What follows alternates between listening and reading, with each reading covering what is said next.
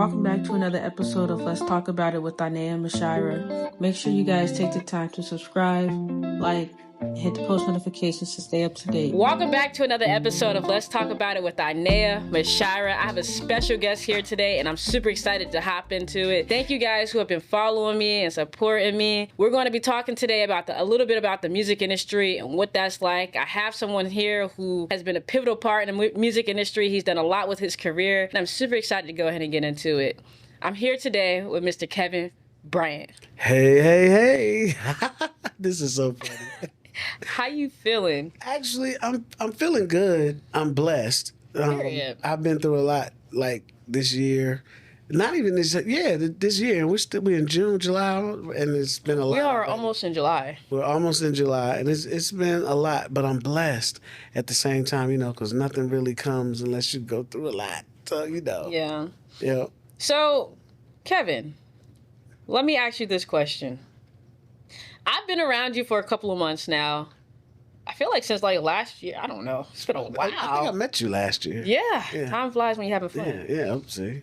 So I like to interview people that I think obviously has a good spirit to them. That's number one. And then number two, that I feel like they just have good information and a light to shine on other people. And I've definitely observed that about you. I think that you have a very kind spirit. And just that I know, I'm doing an interview with you, but I've seen you do an interview. And when this man did this interview, when I say he was dropping gems, it was crazy. So tell me a little bit about your background. I know you're a singer. Like when I heard you sing, what was that? Oh, yeah. Juneteenth? You came to Juneteenth. I was like, yo. And it's not only are you a good singer, you're a great performer. Wow. So you were able to engage the audience. Like I felt weird not doing what you said when you're like, do this, do that. Like you just naturally engage the audience. So that is amazing that you said that. Well, okay. I'm glad you said that because that just sparked something.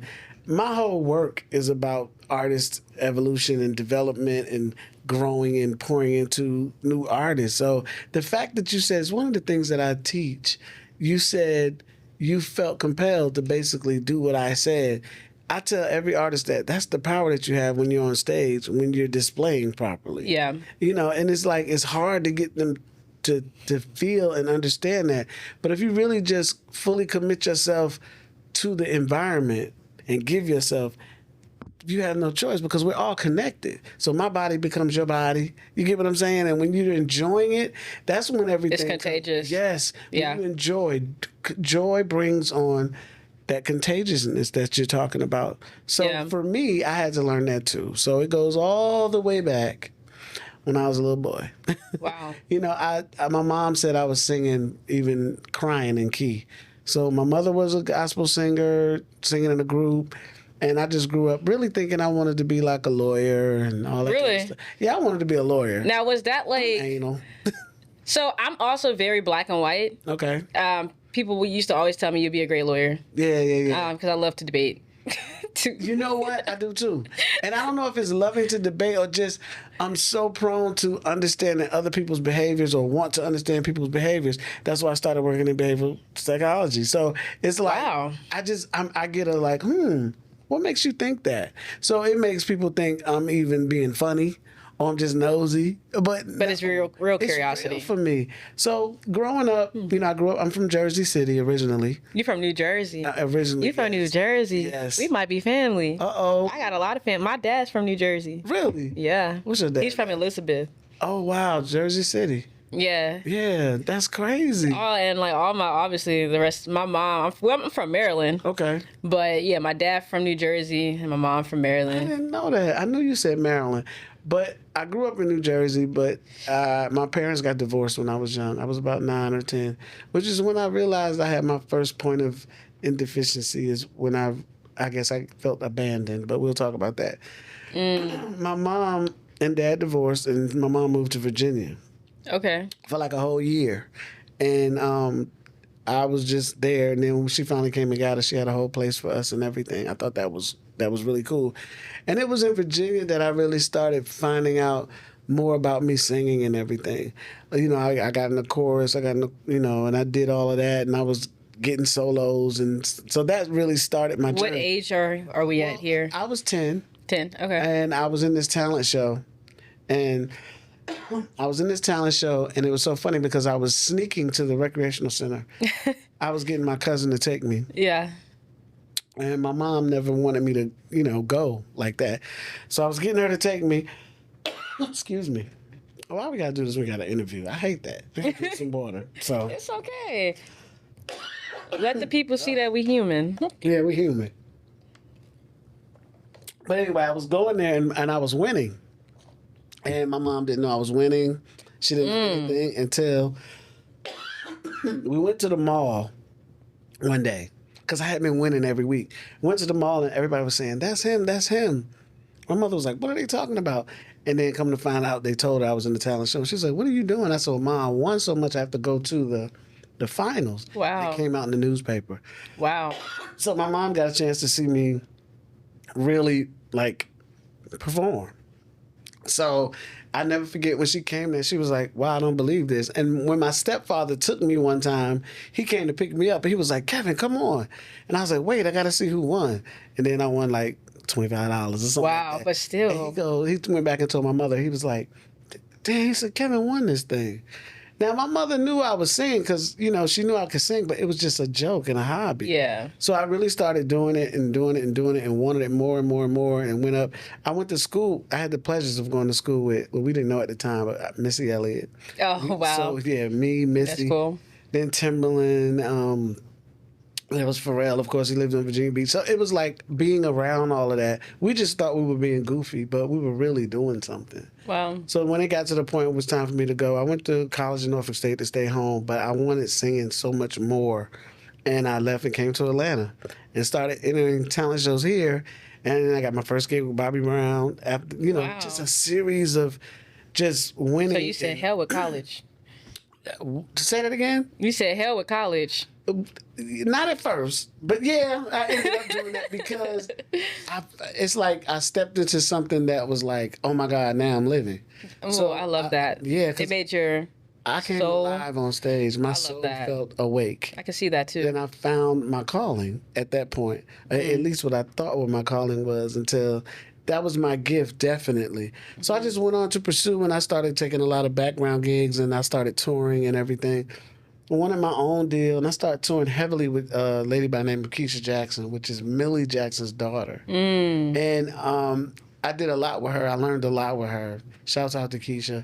And then I stepped on to Millie and that took me all around the world. And now, through all of that, I had a lot of record deals promised to me because I was a very unique talent. Yeah. Like I had like this, I was the only guy running around here singing stuff like Shaka Khan and Whitney Houston. And so the labels were very interested in that, but they didn't really know what to do with me, I think. Because it was like this little guy and he has all this talent.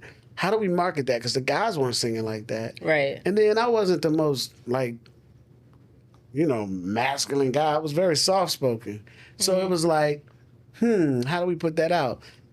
So I think a lot of times back when I was doing it, I got looked over because of that, So it was like, okay, but I was unique enough, I was confident enough, and I still went out there and did my thing. Yeah. And I shut people down. So it was all of that up until it led to the point where I got my deal. I kind of worked closely with Usher a while back. I was with LaFace for a while. And then when that didn't happen, LaFace, the industry stuff kind of messed up. So my album never came out.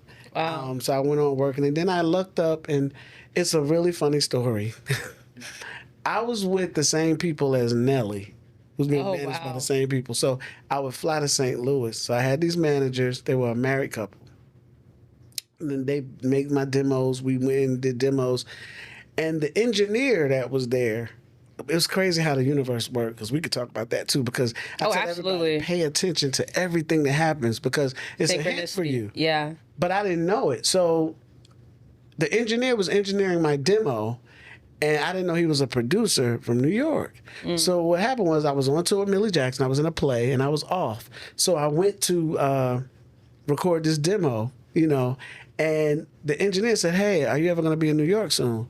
And I was like, as a matter of fact, I'm on Broadway. I'm going to be up there for like 6 weeks. He said, "Oh, when you come up, let's do something." Because he was a house music producer that I didn't know, and he was trying to get into R&B. Okay. Here I am, an R&B soul singer, not knowing that I'm about to go into house music. How the it was weird. roles have flipped. Yeah. So when I went up there, he started working with me because he wanted to do this whole R&B album, and because my stuff didn't work out with LaFace, Pebble said she would sign me. So she was getting her label. So I did all these demos for him. He said, hey, we were almost finished. And he said, I want you to do a house record. I said, no, I don't want to do that. Everybody's asking me to sing house because of the way I sing. I don't want to do house. I don't want to do house. So then he said, just do one. And I said, okay, because he was a house music producer. Yeah, sure. And I was like, okay, I'll give you one. And then he said, well, what would you like to do? And one of my favorites was a song called I Know You, I Live You by Rufus and Shaka Khan. And then he said, okay, that's a good one. And he said, what about Any Love? And I was like, Any Love? I never heard of it. And he was like, well, it came out with Do You Love What You Feel? It was 77 or some shit. I don't remember. Yeah. So then he was like, I said, who produced it? He said, Quincy Jones. I said, I'll do it. So I did the record, did well with the record. I said, I don't want to hear her ad-libs or anything. I just want the verses. Did that. Next thing you know, I got home 2 weeks later. I got a call. He said, you got a deal. I said, with who? And he said, Strictly Rhythm. I said, who is that? I never knew who Strictly Rhythm was. Right. Then I went down to the mall and I was talking to one of my friends and he was saying, yo, when you gonna get your deal? Because everybody was waiting for that. And I said, I got some deal with Strictly Rhythm. I'm going up in 2 weeks to go sign my contract or whatever. And then somebody from the back who ended up being one of my best friends, Craig Reese, he said, did I just hear you say Strictly Rhythm? He was a house head. I didn't know what any of this meant. And he said, I said, you heard of Strictly Rhythm? And he goes, yeah. He opened up a Billboard magazine, and that's when I saw the dance charts. Never knew that existed. Wow. Because, I was a background singer for, like, Tony Braxton and I did Usher, Johnny Gill. I was doing stuff like that. Wow.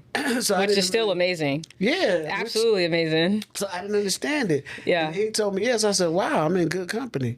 So that's what happened. And the next thing you know, I go up, I do all my stuff, and then I put out my first record, and then it starts blowing up in Italy. And next thing you know, I'm international. I'm over there. And I'm speaking really fast, but all this stuff really happened, and I never wanted to do house music. Wow. Then I get mad and say, if I had done this earlier, I'd have been like CeCe Peniston and Robin S. and Crystal Waters. Yeah. So, yeah. The universe redirected you. It did. Wow. In a good way. Yeah, sure. In a way that was meant for you. Yeah, yeah. So I just want to back up a little bit. Okay. I think your journey is amazing. And the part that I don't want to overlook for other artists or like people who have a desire past what they think they should do. For instance, you thought you should be a lawyer, right? Yeah. Which you probably would have been a great lawyer. And, I know there's things that I thought I should have been, and I chose not to do it, right? How did you get the courage to say, no, I don't want to do that. I want to go this route. When there's security in certain things versus in the arts world, or as we go for our dreams, there's not always that secure cushion that we can fall back on. Right. That's a good question. So, first of all, I didn't know that there wasn't that much security in music because I knew everybody was famous that was singing. And I heard these stories and I knew I was good. I felt good. But the thing I did was, you have to think, and I know this better now than I did before, like, you have to think about, everybody has a gift, and you have to think about what you do that don't require anything. Something that you can do and you can just stand here, whether it's free, whether it's money, whether it's nothing. When you think about that and people enjoy it, that's what you're supposed to be doing. Law school, gotta go to law school, gotta do all that stuff, gotta do this, gotta do that. I'm like, I can just stand up and open my mouth and people love me. Yeah. So I realized that was the gift. That's where I shine. So I became more about honing in on that. Right. And I felt like the lawyer stuff, because I'm analytical. I debate.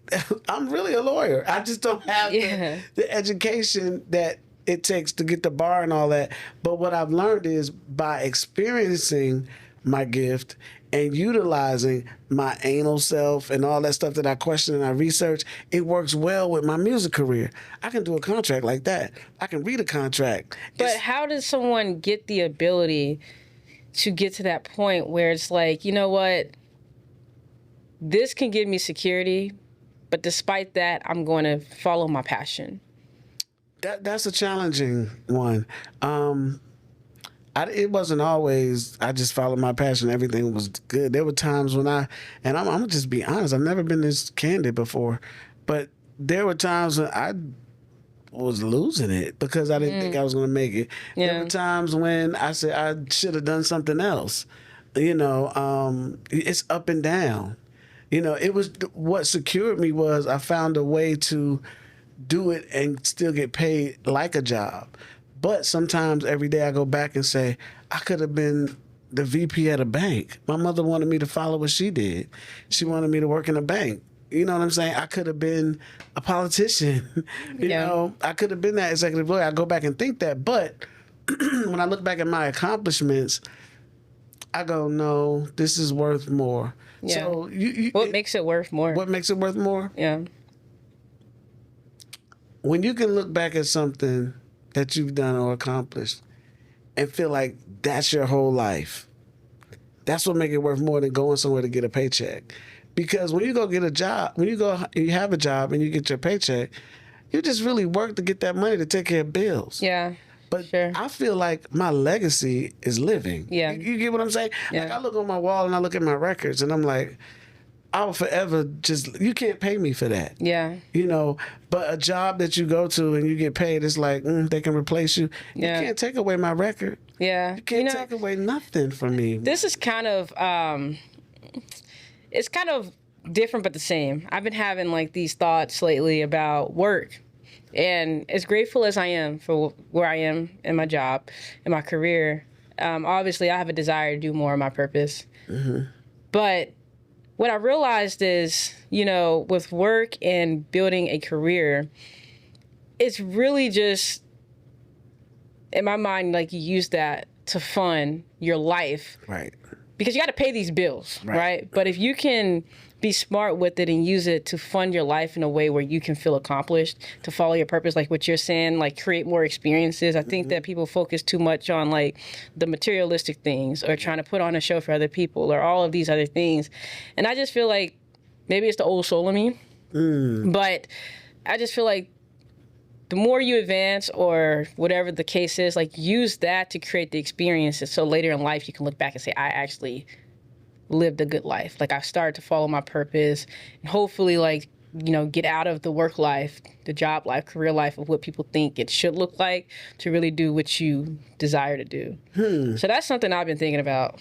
But you know what? Lately. Just from even knowing you and knowing the little bit that I know of you, you're a great example. And this is something that I learned too. And I don't just try to give nuggets. It's just that I'm realizing that my experience really helps. Yeah. When you start looking at that job, right, as like you said, a means to an end, it's helping you support what you really want to do.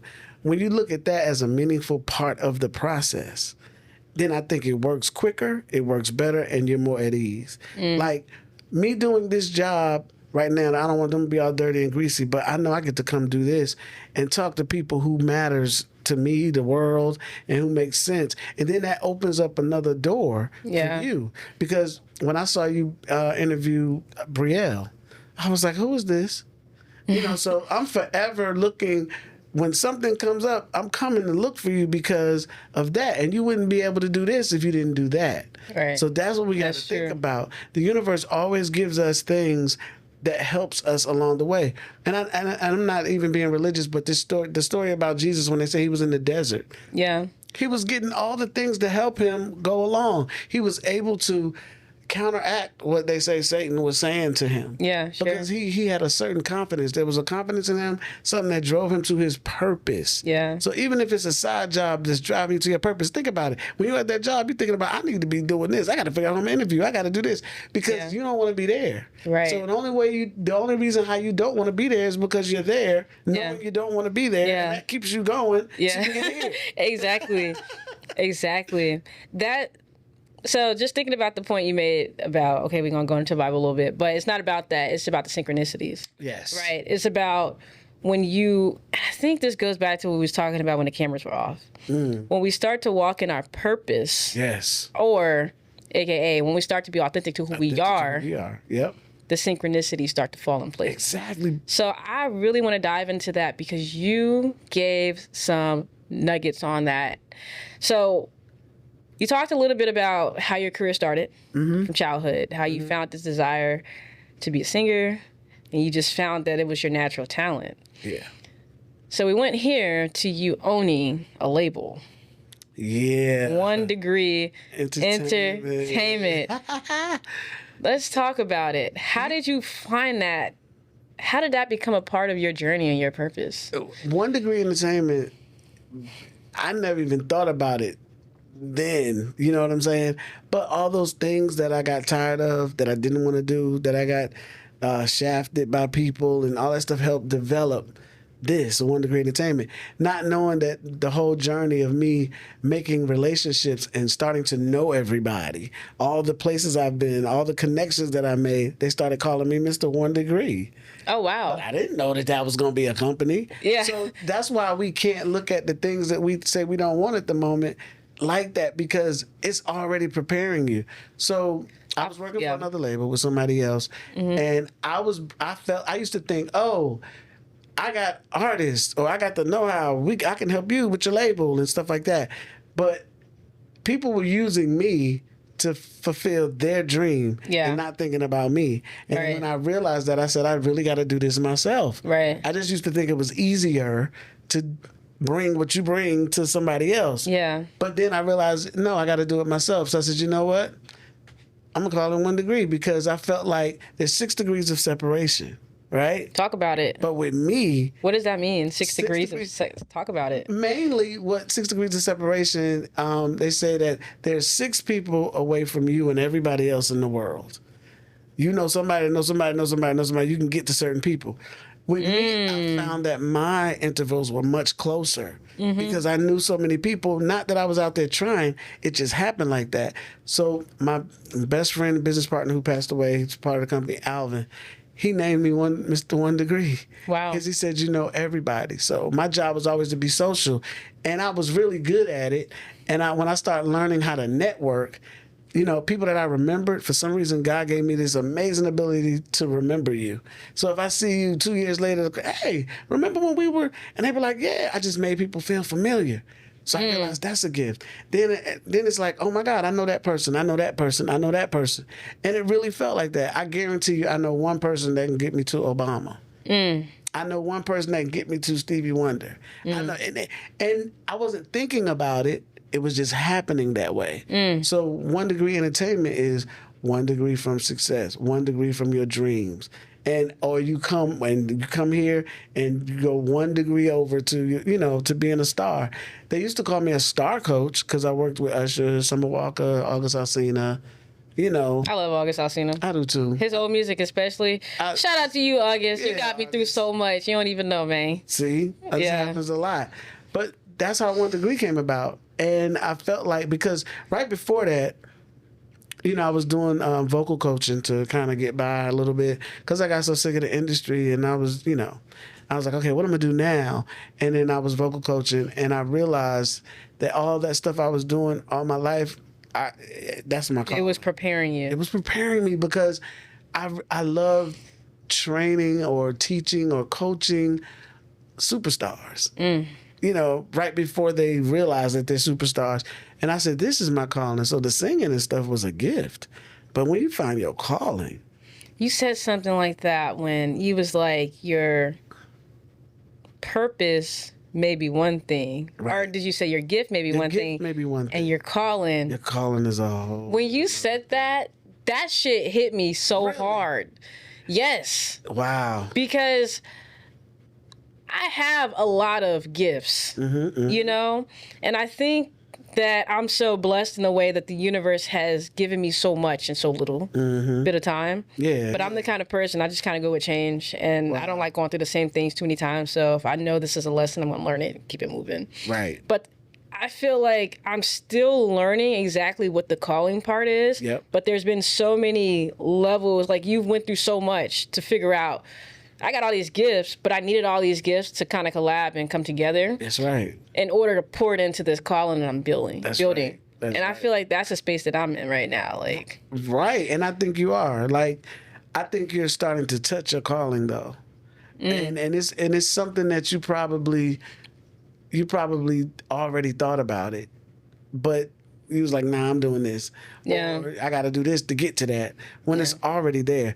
You know, it's a funny thing. Everything that we think has to happen or that we want to happen, it has already happened. You know, when they say, God said, let there be light, you know, he didn't say let there be light just then. It was for then, past, and now, and in the future. You know what I'm saying? Because God is a consciousness. So everything that happens, he just thinks it and it's there. Right. Same thing with us. We just live in this linear existence where 3D, it takes time to get there. The time has to, It has to match up. We have to stay on that timeline. Yes.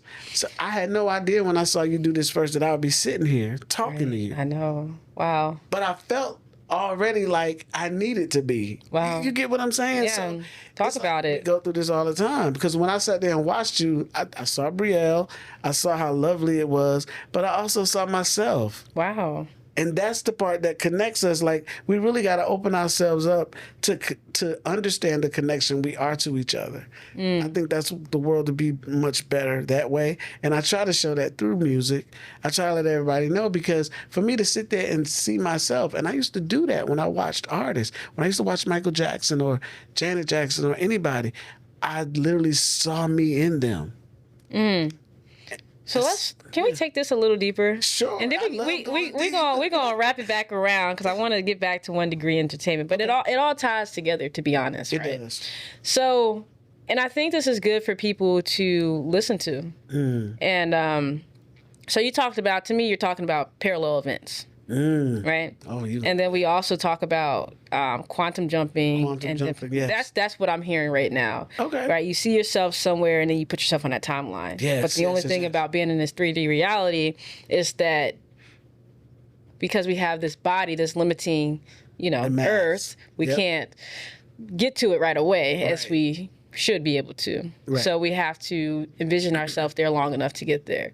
So I feel like a lot of people have problem with that, right? Because selfishly and naturally, we want things right away. And it makes sense when you go deep because our consciousness technically can get things right away. That's what our spirits used to. Now. Right. So how do we slow ourselves down to be patient enough to see the vision and work towards it without getting discouraged? What worked for me, I saw myself there so much. I felt like I was there. I created the whole thing. What did that look like, though? Like, how did you do that? Did you have a vision board? Did you journal? Yeah, I journaled when I was younger. I would write what I wanted. And I would practice my autograph, right? I would write. I would just sit and do nothing, and I was just saying, practicing. I practicing because I wanted to know how my autograph would be because everyone asked for autographs. So I kept doing it. I would set up shows in the house when I was home alone by myself, whatever, and I would set up different things, and I had an audience. I would dance in the living room. I would sing in the living room. Everything, you couldn't tell me I wasn't there. So that's how bad I wanted it. I was there. So I literally was there. Like, I'll never forget the time when there's a lady, I went to some lady and she wanted to read my palm, and she was like, oh, I see you overseas and all these people and this and that. This was before I had a record out. This was before I went over there. So everything that I thought about, it actually happened. It's and it's a knowing when you put yourself in it. You got to overlook everything that's going on around you. You just have to know that you're there. Like, I know you thought about this before you did it. Same thing. And I keep going back to God because that's the consciousness. Because now I understand so much about that better. He thought of us before we appeared. You get what I'm saying? Yeah. So everything he thought about, it happened. And we created from him, so we can do the same thing. It just takes longer because we have so much in the way. Right. So what we have to do is practice just being there, seeing it. Just being present. Oof. Yeah. See, we was right there. Yep, just being present. Wow. Yep. That's because if you can't see it, you can't achieve it. Remember, they say that all the time. Right. You can see it, you can achieve it. So see it. You can talk about it. A thought comes. That's the first thing, is a thought. That's before an action. That's for anything. You have to think about it before you do it. So if you think that way and go backwards, then I did it already. Because everything that you do becomes past. Right. So what you're thinking about right now, you already did it. Right. Think of it. It's already done. So I know that my success was bigger than just singing. You know, I knew that I was supposed to put my legacy in other people, and I kept. I love that. Yeah, I do too, because I see them. I see me in them, and that is, to me, is the most important thing. When you see yourself in somebody else, because you know you put that there. Yeah. The bad thing is when they don't appreciate it, but that's their It's okay. journey. Yeah. You don't have to appreciate it right now because Yeah. I'm doing my part. Yeah. You know. So let's talk a little bit about, and again, I love that because my brand is Inayah Mushirah, which is who I am. And that has a huge meaning in itself to it. But the slogan is building a brand and leave a legacy. Wow. I didn't know that. Yeah. It's I got it tatted on me too. That's so how dope. important legacy is. But legacy goes back to who you are, right? When you leave this earth, what stamp are you leaving? What stamp are you leaving? Right. And I think a lot of times we think stamps can be material things or all these other things, but it's really exactly what you're doing. How many lives can I affect before I go? That's right. That's what God did. Yeah. Everybody, each one of us are expressions of Him. Yeah. He thought about each of us. He made all of us in His likeness and His image. Yeah. That's exactly what I'm doing. So if you do what done you, you do it to everybody else. Yeah. You get what I'm saying? Yeah. So it happens because everything is inside, and then that's inside of that, and inside of that, and inside of that. That's what source comes from. Yeah. So all I'm doing, and I'm not calling myself God like everybody thinks, but I am recognizing the Him that's in me. Power in you. Yeah, Absolutely. I'm recognizing that. So I want to do the same things. I want to create things in my image. I want to create things in my likeness. So yeah, get a Jawan to be an artist. Get a Brielle. Yeah. Get a Trey. You know what I'm saying? Get a Cam Nettles. You know. So let's talk a little bit about your artist. Are you in choosing, like, what? So you said, like, you're a superstar.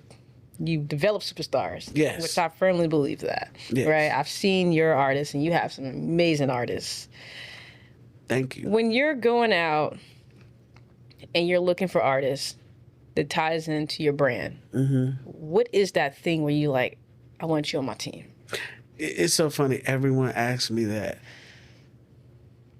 I try to answer it the best way I can for understanding, but it's almost like I can't because I have to feel it. Like it's something that's in me to see. Like, first of all, I look for artists that I know wants it, that I feel wants it, but it's this thing that I see because I got this vision, and it's like if an artist walk in front of me and I see them, I instantly start seeing them as a star.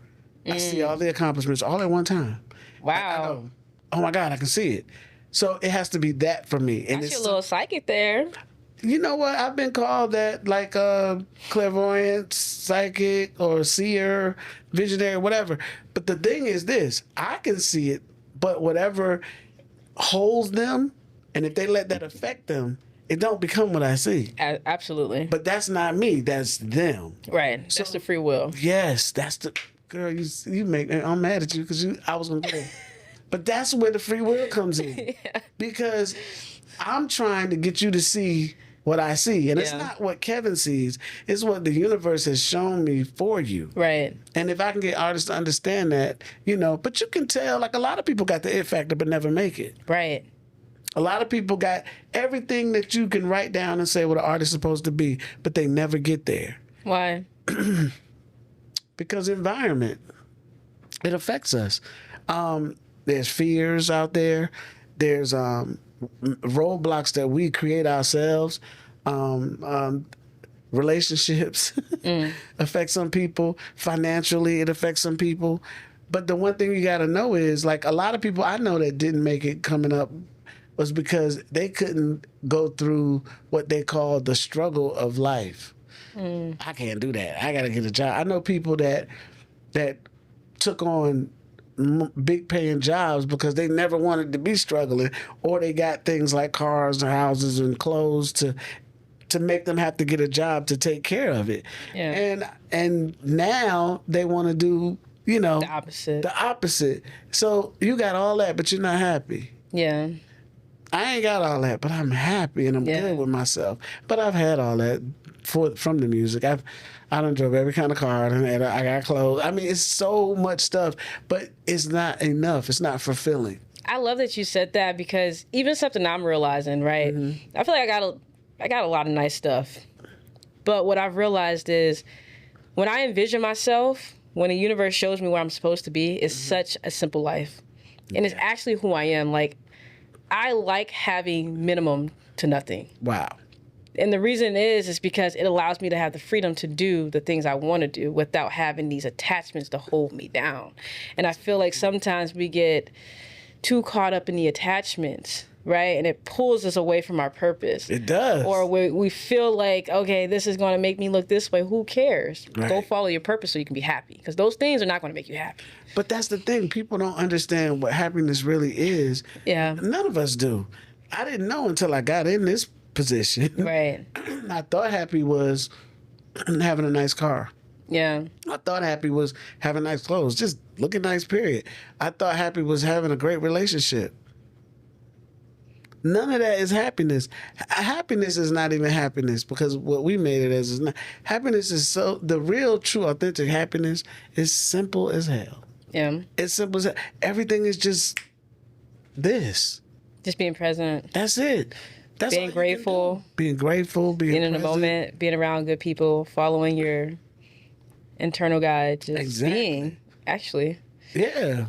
Just being. That's funny you say that. So, it's so funny. So, my career went, Any Love did well. A couple other records. I did some records overseas. Yeah. All this stuff was doing well. There was a time when I was in New York. I was living in New York. And it's just everything happened. I think I got like really sick one time, and because I have really bad asthma, and it was not too long after the World Trade Centers and stuff. So I don't know what kind of air I was breathing, but I had a respiratory situation. Sinusitis was real bad. It was so much, and it was time for me to come back to Atlanta because me and Alvin, we were gonna come back to Atlanta to do film and all this stuff, right? Came back to Atlanta, and I didn't know what to do, and I got connected with my producer again, Chris Brand. He was a really good producer. And he gave me a bunch of tracks. I was like, I got to figure out what to do. Because the label had kind of shut down. Strictly Rhythm had shut down and lost their rights or something. And then I was a Warner Brothers artist, so I couldn't do anything for like 5 years anyway, really. And I didn't know that. So when I was thinking, I was going through so much, and I said, the time has come for me to break out of this little shell. I can no longer be nobody else. I have to see what the world has for me to see. Yes, I finally realized me. Can't let nobody tell me I'm wrong because I've been bottled up for much too long.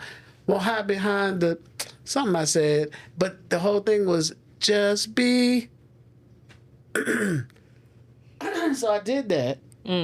Next thing you know, I did this record called Just Be. The record label ended up calling it Who You Wanna Be, which is fine. And it became a #1 record. Wow. And it's so funny because I wrote that out of what I was going through, but I realized who I was at the same time. So I was going through so much where I thought I lost myself, but in losing myself, I found myself. Ain't that crazy? Ain't that crazy? And what really hit me is when the record did well, it started doing good. I got re-signed again and everything. Somebody I met, somebody that knew me, knew somebody else, a DJ in Philly, and he kept telling me, no, Kevin Bryant and all this kind of stuff. And when he called me, he was like, oh my God, and the guy started crying. I was like, yo, what's good? And he was like, you don't know how much you done for me with that record, B. Wow. And I was like, wow, the very same thing I was writing it about for myself is what saved somebody else. Yeah, it's those vulnerable records. Lost it. Yeah, wow. I lost it. That's amazing. Losing myself, I found myself. And I wrote a song called Losing Myself when I lost myself. Wow. I'm losing myself. I can't seem to find me. Nowhere, no how. Yeah. So let me ask you this question. So I know there's a lot of artists who probably go through the same things, right? Mm-hmm. Especially in the industry. I don't know everything about the industry. Mm-hmm. Actually, I don't know much to anything about it. But with the knowledge that you have, and I know, like you said, you were locked into Warner Brothers. Yeah, I was on a subsidiary. Okay, for about 5 years. Yeah. Mm-hmm. And to my knowledge, I may be wrong, but sometimes it's like very controlling in what you can and can't do. What's your advice for artists when they're in those situations and they feel like there's not much, like they're kind of being controlled? Well, a lot of times they are being controlled, especially with major labels. That's kind of why I did 1 degree as we're a label, but we act as independent, and we support independent artists. We build partnerships. So I think when an artist is in that situation, write about it. Talk about, like, utilize whatever current situation you're in and amplify that current situation. We spend so much time trying to run away from our journey when that's the reason why you ended in the first place. Right. That'll get you out of it. But we don't know that because we're so blocked. So if you got a problem with your label, I ain't saying talk about the label, but write about the constraints. Write about being controlled and how you're trying to get out. It'll let you out. Whatever you're suffering from will secure you out of suffering. You know, and I think because we just deal with what's currently going on, we don't think of it like that. Is it really worth going through all of that as an artist? No, the question is, you know, you said if you're in it. I suggest be independent and free and let them find you, and you build the leverage so they can more support you and what you want to do. Or find the right people who really been through something. The reason why it worked so well with me is because I was an artist. And now I'm trying to help other artists.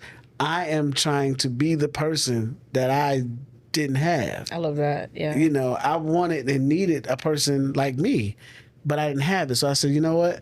I'm going to be that person that I for didn't your have. team. Yeah. So give us some insight. Like, what does that look like for you as the owner to your artists? I don't try to change my artists. I just try to enhance who they are. Like, I can already see who they are. You know what I'm saying? Now, some of them don't want to listen to me and do the things that I say. That means our relationship has to end because there's nothing I can do for you. You're not ready yet for me to aid your process. Right. You're just not ready. I think artists should stay authentic as much as they can, but understand that just because you got the gift to be talented, that person that's your team, they got gifts to be a team and they got gifts to help you with that. So we got to understand, like, for example, when an artist come to me, that part. Understand that, yeah, that's your gift and your gift brought you here to me. Now, my gift is supposed to take you further. So you have to let your gift go because it got you here. Now let my gift work. You get what I'm saying? A lot of people are stubborn. They are. Yeah. And it's out of fear. I think it's out of fear. You know, artists today, Ray Daniels said it. Shout out to Ray Daniels. That's my man. He said it, that artists are the worst. Wow. Because of fear. They don't want to trust. They can't trust nobody. You know, you got to trust somebody. But is it their fault? No. It's the industry's fault because the industry has went out there and tried to figure out ways to screw you over. Yeah. And now you got everybody's paying to be on stages. What happened to talent? You know, everybody's paying to look this way and look that way. Now you're not authentic anymore. It's only going to run out. I don't understand why the industry is in this place. I don't understand why people don't see it. Because ask the question, why don't we have legends anymore? Why don't we have legends anymore? Because we're not doing what we did to get legends. What did we do to get legends? Development, coach, support. You know what I'm saying? All those things that's supposed to come natural for us. Just caring about another artist. We don't have any more. I don't feel like we're developing any more mega superstars. We're not. Yeah. We're not. I can see that. I mean, you are. No, I get it. I'm just saying. If I'm just looking at the current, what's out, I don't see that. I'm developing them because I feel like that's the reason. Like I just saw with Brandy and Monica are going back on tour, the Boy Is Mine tour. It's a huge tour. That came out when? 99, 98, 96, 7, I don't know. 27 years ago. I was probably... Like, you wasn't here, weren't you? Just being born. You see what I'm saying? So it came out then, and now it's a massive tour. Yeah. That song is still playing to this day. Think of one song that comes out now that you think is going to do that. And don't say Beyonce. There are none.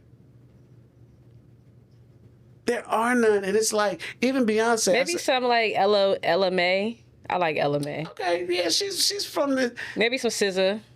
Maybe SZA. Maybe you know SZA. And I give them. They just made it. Yeah, I Beyonce, can't think of nobody else. They just made it.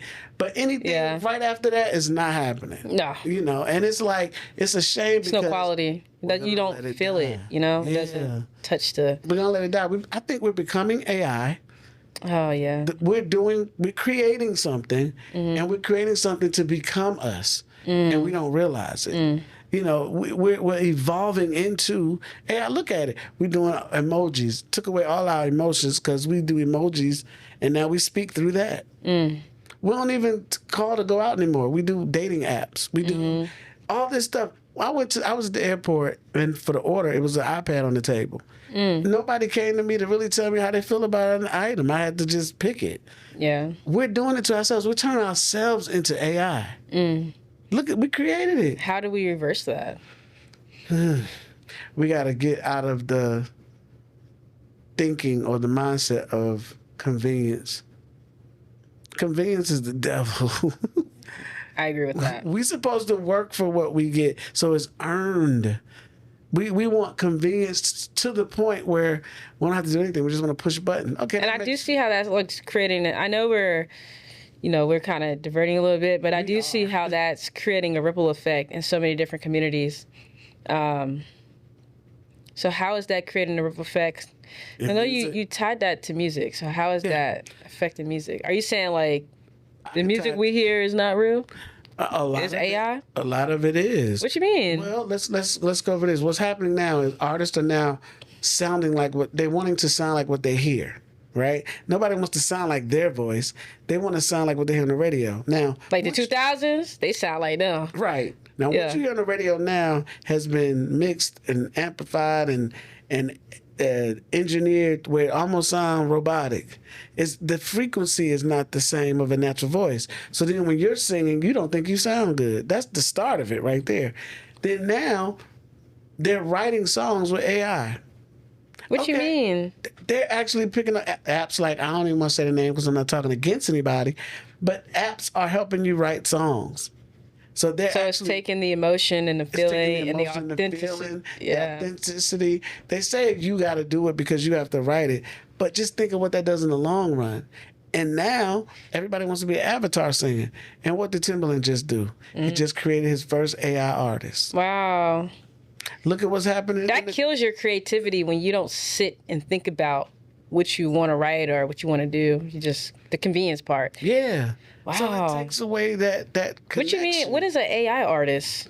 Oh, well, he's created a fake artist. He just put in what he wants, make the artist look like something, and now he has this artist that has a song out right now. And a robot? It's not actually a robot. It's just an image. It's not even a robot yet. But that's going to be next, though. So it's like, I don't mind if we still appreciated us, but I'm looking at him like, and I get what one of the guys called him and said, like, why couldn't you just get one of the artists? But let's think the other side. We are so temperamental. We don't want to trust. We want to do what we want to do. We don't understand that, okay, my gift got me here. Now let Tim do the way he needs to do me and trust it. Because artists do that too. Like then you got artists that deal with so much stuff they can't be a successful artist.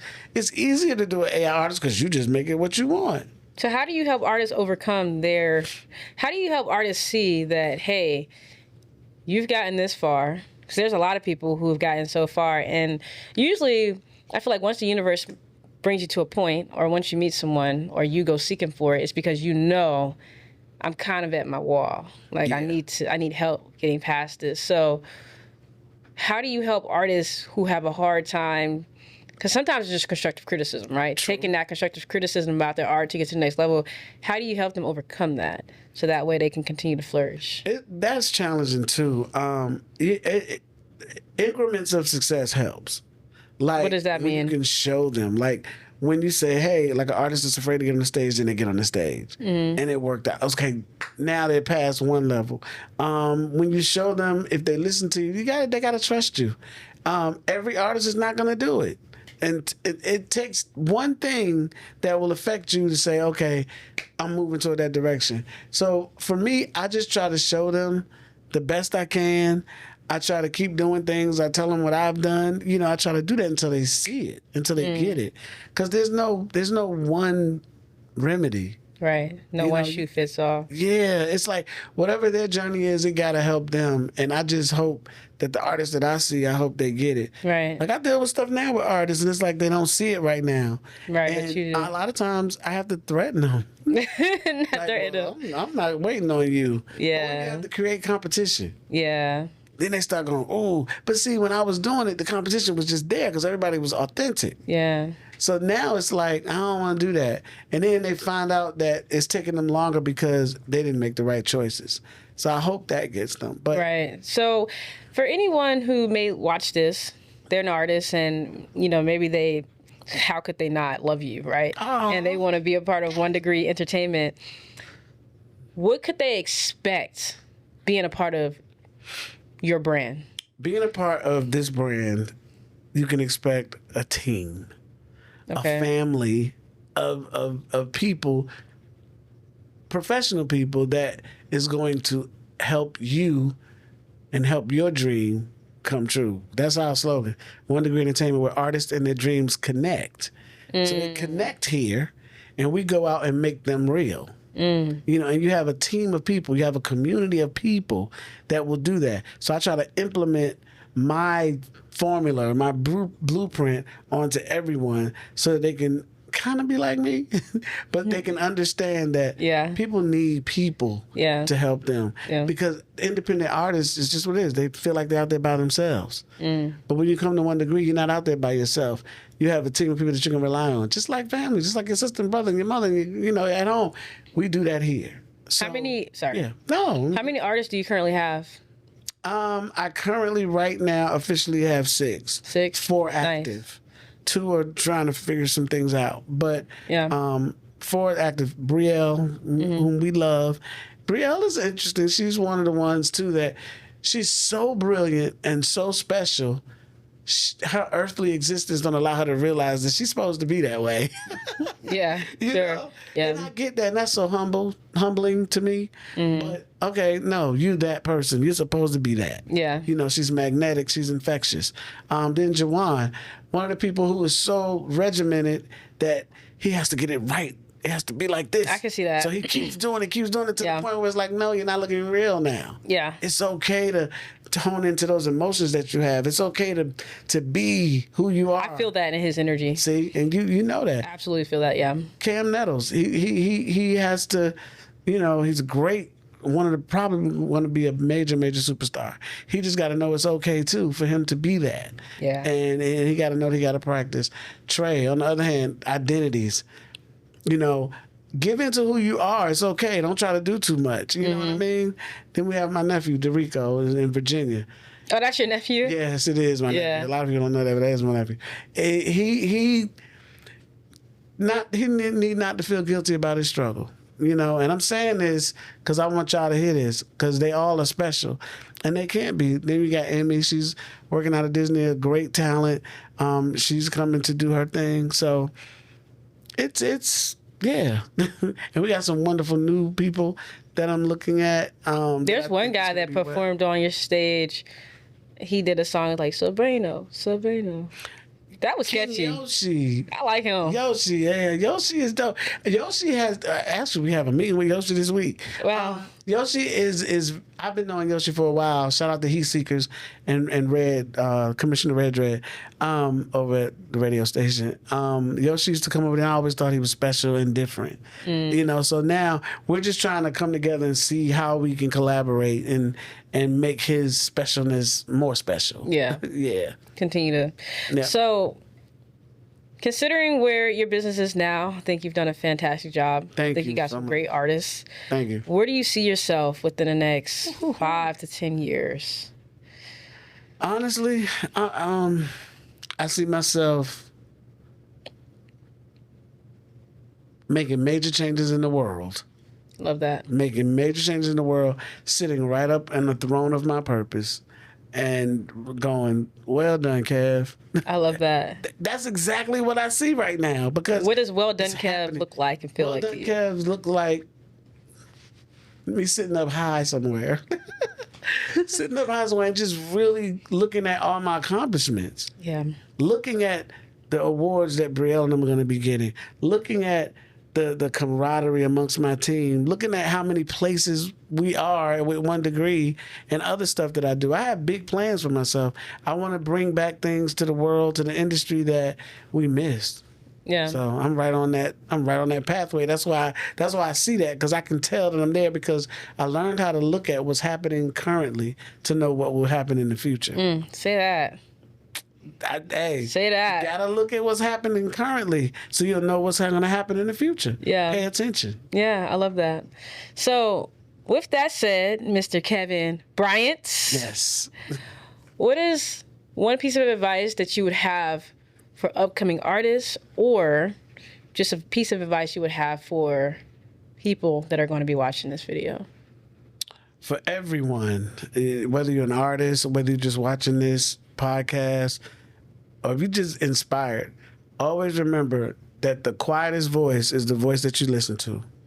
The quietest, most subtle voice, that's the one you listen to. Yeah. All the rhetoric, all the loudness, Let it go. Wow. So yeah, follow me. Yes, Kevin said it. I say the things you think about. I love that. Shout yourself out one more time for me. I'm Kevin Bryant. You can find me at Yes Kevin Said It on IG, and I am Kevin Bryant everywhere else, and 1 Degree Entertainment, where artists and their dreams connect. Well, Kevin, I am so honored that you joined me today. Thank you. I've learned a lot about you. Really? I hope that you guys take some time and watch this video. I know that you're going to get a lot out of it. There's more to come, but until then, we'll see you soon.